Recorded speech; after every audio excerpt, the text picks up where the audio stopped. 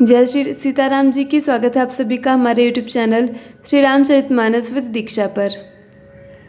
आज की इस वीडियो में हम उस प्रसंग का वर्णन करने जा रहे हैं जब भरद्वाज जी और भरत जी के बीच संवाद होता है। हमारी पिछली वीडियो में हमने उस प्रसंग का वर्णन किया था जब भरद्वाज जी के आश्रम में भरत जी पहुँचते हैं। उनके मन में यह बहुत बड़ा संकोच है कि वे अगर उनसे कुछ पूछ लेंगे तो भरत जी उसका क्या उत्तर देंगे। तभी भरद्वाज ऋषि कहते हैं कि जो कुछ भी हुआ वह सब उन्हें ज्ञात है और इसमें उनकी माता या उनका कोई दोष नहीं है, क्योंकि कैकेयी की मति भी उस समय सरस्वती ने फेर दी थी, इसलिए वे व्यर्थ ही किसी प्रकार की चिंता न करें। हमारी पिछली वीडियो में हमने जहाँ तक कथा का वर्णन किया है उसी के आगे से शुरू करेंगे। यदि आप चैनल पर नए हैं तो चैनल को सब्सक्राइब कर लीजिए और हमारे साथ जुड़कर कथा श्रवण का लाभ लेते रहिए। यदि आपको वीडियो पसंद आए तो वीडियो को एक लाइक ज़रूर कर दीजिएगा। तो चलिए प्रभु श्री सीताराम जी को नमस्कार करके आज की इस वीडियो के कथा वर्णन का प्रसंग शुरू करते हैं। एहि दुख दाह दहन दिन छाती, भूख न बासर नींद न राती। यह कहत भल किन्ह न को, लोक वेद विदु सम्मत दो। तात तुम्हार बिमल जसु गाई, पाही लोकौ वेद बड़ाई।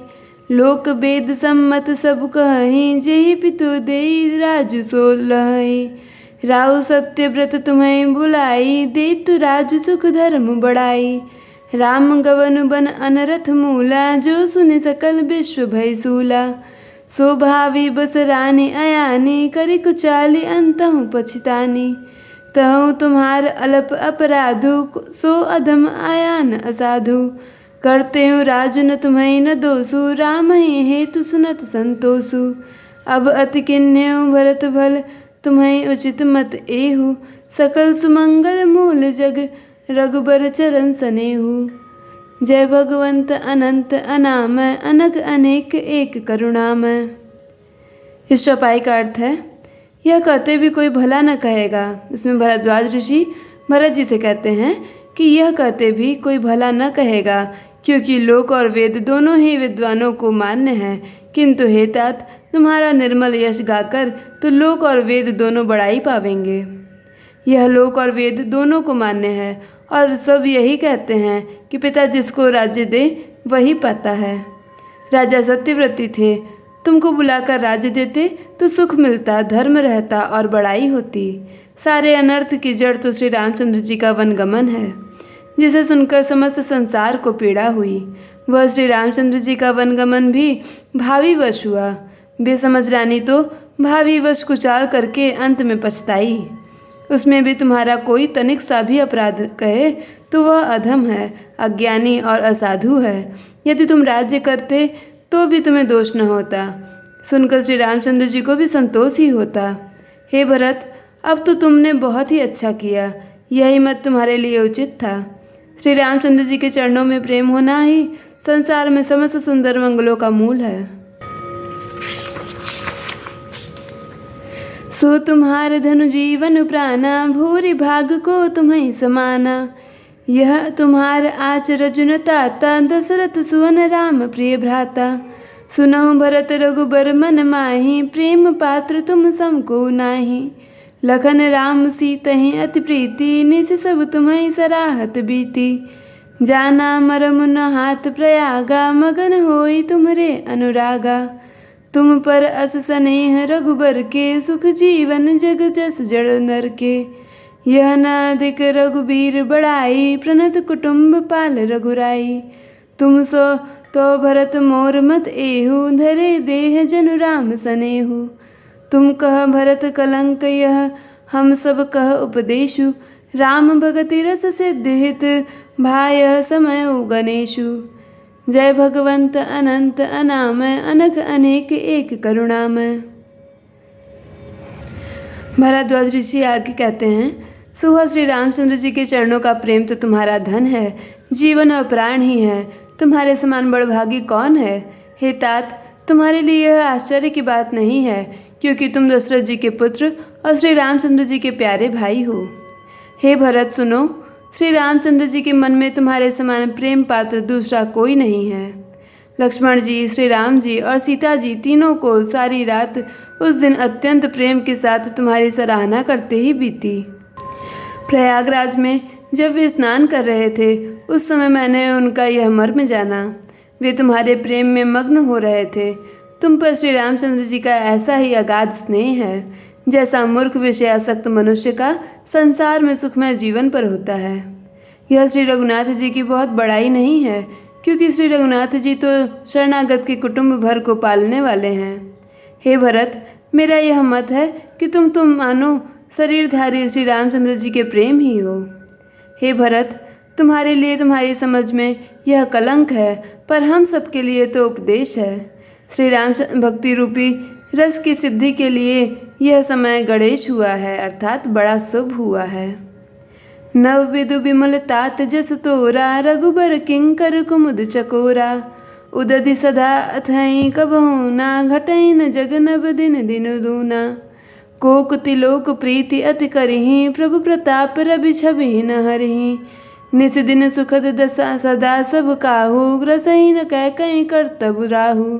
पूरन राम सुपेम पीयूषा, गुर अवमान दोष नहीं दूसा। राम भगत अब अमिय अगाहू, किन्हें सुलभ सुधा वसुधाऊ। भूप भगीरथ सुरसरि आनी, सुमिरत सकल सुमंगल खानी। दशरथ गुणगन बरनि न जाहि, अधिक कहाँ जे सम जग नाही। जासु स्नेह सकोच बस राम प्रगट भय आई, जे हरहि नैन कबहू निरखे नहीं अघाई। जय भगवंत अनंत अनामय, अनग अनेक एक करुणामय। भरद्वाज जी आगे कहते हैं भरत जी से, हे तात, तुम्हारा यश निर्मल नवीन चंद्रमा है और श्री रामचंद्र जी के दास कुमुद और चकोर हैं। वह चंद्रमा तो प्रतिदिन अस्त होता और घटता है, जिससे कुमुद और चकोर को दुख होता है, परंतु यह तुम्हारा यश रूपी चंद्रमा सदा उदय रहेगा, कभी अस्त होगा ही नहीं। जगत रूपी आकाश में यह घटेगा नहीं, वरन दिन दिन दूना होगा।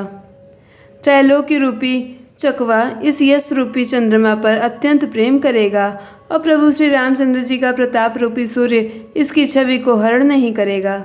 यह चंद्रमा रात दिन सदा सब किसी को सुख देने वाला होगा। कैकेयी का कुकर्म रूपी राहु इसे ग्रास नहीं करेगा। यह चंद्रमा श्री रामचंद्र जी के सुंदर प्रेम रूपी अमृत से पूर्ण है। यह गुरु के अपमान रूपी दोष से दूषित नहीं है। तुमने इस यश रूपी चंद्रमा की सृष्टि करके पृथ्वी पर भी अमृत को सुलभ कर दिया। अब श्री रामचंद्र जी के भक्त इस अमृत से तृप्त हो लें। राजा भगीरथ गंगा जी को लाए, जिन गंगा जी का स्मरण ही संपूर्ण सुंदर मंगलों की खान है। दशरथ जी के गुण समूहों का तो वर्णन ही नहीं किया जा सकता, अधिक क्या जिनकी बराबरी का जगत में कोई नहीं है। जिनके प्रेम और संकोचशील के वश में होकर स्वयं सच्चिदानंद घन भगवान श्री राम आकर प्रकट हुए, जिन्हें श्री महादेव जी अपने हृदय के नेत्रों से कभी अघाकर नहीं देख पाए, अर्थात जिनका स्वरूप हृदय में देखते देखते शिव जी कभी तृप्त नहीं हुए। किरत विधु तुम किन्ह अनूपा, जह बस राम प्रेम मृग रूपा। तात गलानि करहु जिय जाए, डरहु दरिद्र ही पार सुपाए। सुनहु भरत हम झूठ न कहीं, उदासीन तापस बन रहीं। सब साधन कर सुफल सुहाना, लखन राम सिय दर्शन पावा। तेहि फल कर फलु दरस तुम्हारा, सहित पयाग सुभाग हमारा। भरत धन्य तुम जसु जुग जयऊ, कही अस प्रेम मगन मुनि भयऊ। सुनि मुनि बचन सभासद हर्षे, साधु सराहि सुमन सुर बरसे। धन्य धन्य धुनि गगन पयागा, सुनि सुनि भरत मगन अनुरागा। पुलक गात हित राम सिय सजल सरोरु नैन, करि प्रणाम मुनि मंडलिहि, बोले गद गद बैन। जय भगवंत अनंत अनामय, अनघ अनेक एक करुणामय। भारद्वाज ऋषि कहते हैं कि तुमने भगीरथ और दशरथ जी से भी बढ़कर तुमने कीर्ति रूपी अनुपम चंद्रमा को उत्पन्न किया, जिसमें श्री राम प्रेम ही हिरण के चिन्ह के रूप में बसता है। हे तात, तुम व्यर्थ ही हृदय में ग्लानि कर रहे हो, पारस पाकर भी तुम दरिद्रता से डर रहे हो। हे भरत सुनो, हम झूठ नहीं कहते, हम उदासीन हैं, किसी का पक्ष नहीं करते, तपस्वी हैं, किसी की मुँह देखी नहीं करते, और वन में रहते हैं, किसी से कुछ प्रयोजन नहीं रखते। सब साधनों का उत्तम फल हमें लक्ष्मण जी, श्री राम जी और सीता जी के दर्शन प्राप्त हुए। सीता जी लक्ष्मण सहित श्री राम दर्शन रूप उस महान फल का परम फल यह तुम्हारा दर्शन है। प्रयागराज समेत हमारा बड़ा भाग्य है। हे भरत, तुम धन्य हो, तुमने अपने यश से जगत को जीत लिया है। ऐसा कहकर मुनि प्रेम में मग्न हो गए। भरद्वाज मुनि के वचन सुनकर सभासद हर्षित हो गए। साधु साधु कहकर सराहना करते हुए देवताओं ने फूल बरसाए। आकाश में और प्रयागराज में धन्य धन्य की ध्वनि सुन सुनकर भरत जी प्रेम में मग्न हो रहे हैं। भरत जी का शरीर पुलकित है, हृदय में श्री सीताराम जी हैं और कमल के समान नेत्र प्रेमाश्रु के जल से भरे हैं। वे मुनियों की मंडली को प्रणाम करके गदगद वचन बोले। मुनि समाज अरु तीरथ राजू, साचु शपथ अघाई अकाजू। एहि थल जो किछु कहे बनाई, एहि सम अधिक न अघ अधमाई। तुम सर्वज्ञ कहूँ सति भाऊ, उर अंतर जामी रघुराऊ। मोहि न मातु कर तब कर सोचू, नहीं दुख जी जगु जाने पोचू। नाहिन डरु बिगरी पर लोकु, पितहु मरन कर मोहि न सोकू। सुकृत सुजस भरे भुवन भुआए, सुहाए लक्ष्मण राम सरिस सुत पाए। राम बिरह तजि तनु छन भंगु, भूप सोच कर कवन प्रसंगु। राम लखन सिय बिनु पग पनहि, करि मुनि बेश फिरहि बन मनहि। अजिन बसन फल असन मही, शयन डासी कुसपात। बसि तरु तर नित सहत हिम, आतप बरसा बात। जय भगवंत अनंत अनामय, अनघ अनेक एक करुणामय। भरत जी कहते हैं, मुनियों का समाज है और फिर तीर्थराज है। यहाँ सच्ची सौगंध खाने से भी भरपूर हानि होती है। इस स्थान में यदि कुछ बनाकर कहा जाए तो इसके समान कोई बड़ा पाप और नीचता न होगी। मैं सच्चे भाव से कहता हूँ, आप सर्वज्ञ हैं और श्री रघुनाथ जी हृदय के भीतर की जानने वाले हैं। मैं कुछ भी असत्य कहूँगा तो आपसे और उनसे छिपा नहीं रह सकता। मुझे माता कैकेयी की करने का कुछ भी सोच नहीं है और न मेरे मन में इसी बात का दुख है कि जगत मुझे नीच समझेगा, न यही डर है कि मेरा परलोक बिगड़ जाएगा, और न पिताजी के मरने का ही मुझे शोक है, क्योंकि उनका सुंदर पुण्य और सुयश विश्व भर में सुशोभित है। उन्होंने श्री राम लक्ष्मण सरीखे पुत्र पाए, फिर जिन्होंने श्री रामचंद्र जी के विरह में अपने क्षणभंगुर शरीर को त्याग दिया, ऐसे राजा के लिए सोच करने का कौन प्रसंग है। सोच इसी बात का है कि श्री राम लक्ष्मण जी और सीता जी पैरों में बिना जूते के मुनियों का वेश बनाए वन वन फिरते हैं। वे वल्कल वस्त्र पहनते हैं, फलों का भोजन करते हैं, पृथ्वी पर कुश और पत्ते बिछाकर सोते हैं और वृक्षों के नीचे निवास करके नित्य सर्दी, गर्मी, वर्षा और हवा सहते हैं। एहि दुख दाह दहन दिन छाती, भूख न बासर नींद न राती। एहि कुरोग कर औषधु नाही, साधे सकल विश्व मन माही। मातु कुमत बड़ई अगमूला, तेहि हमारे हित किन्न बसूला। कलि को काठ कर किन्न कुजंत्रु, गाढ़ी अवधि पटि कठिन कुमंत्रु। मोहि लगी यह कुठातु, तेहि ठाटा, घाले सी सब जुग बारह बाटा। मिटई कुजोग राम फिर आए, बसई अवध नहीं आन उपाय। भरत बचन सुनि मुनि सुख पाई, सबहि किन्न बहु भांति बढ़ाई। तात करहु जनि सोच विशेषी, सब दुख मिटि राम पग देखी। करि प्रबोध मुनि बर कहेउ, अतिथि प्रेम प्रिय होहु। कंद मूल फल फूल हम, देख लेहु करि छोहु। जय भगवंत अनंत अनामय, अनघ अनेक एक करुणामय।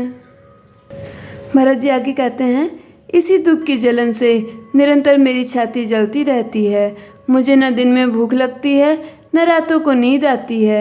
मैंने मन ही मन समस्त विश्व को खोज डाला है, पर इस कुरोग की औषधि कहीं नहीं है। माता को कुमत पापों का मूल बढ़ई है। उसने हमारे हित का वसूला बनाया उससे कलह रूपी कुकाठ का कुयंत्र बनाया और 14 वर्ष की अवधि रूपी कठिन कुमंत्र पढ़कर उस यंत्र को गाड़ दिया। यहाँ माता का कुविचार बड़ई है, भरत को राज्य वसूला है, राम का वनवास कुयंत्र है और 14 वर्ष की अवधि कुमंत्र है।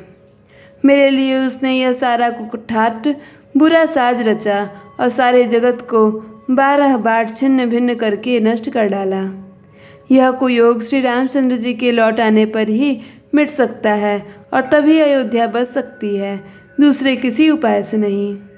भरत जी के वचन सुनकर मुनि ने सुख पाया और सभी ने उनकी बहुत प्रकार से बड़ाई की। मुनि ने कहा, हे तात, अधिक सोच मत करो, श्री रामचंद्र जी के चरणों का दर्शन करते ही सारा दुख मिट जाएगा। इस प्रकार मुनिश्रेष्ठ भरद्वाज जी उनका समाधान करके कहा, अब आप लोग हमारे प्रेम प्रिय अतिथि बनिए और कृपा करके कंद मूल फल फूल और जो कुछ हम दें स्वीकार कीजिए। आज की इस कथा में बस इतना ही। आगे कथा अगली कड़ी में होगी। यदि आपने चैनल को सब्सक्राइब नहीं किया है तो चैनल को सब्सक्राइब कर लीजिए और हमारे साथ जुड़ जाइए। आप सभी का अंत तक वीडियो देखने के लिए बहुत बहुत धन्यवाद।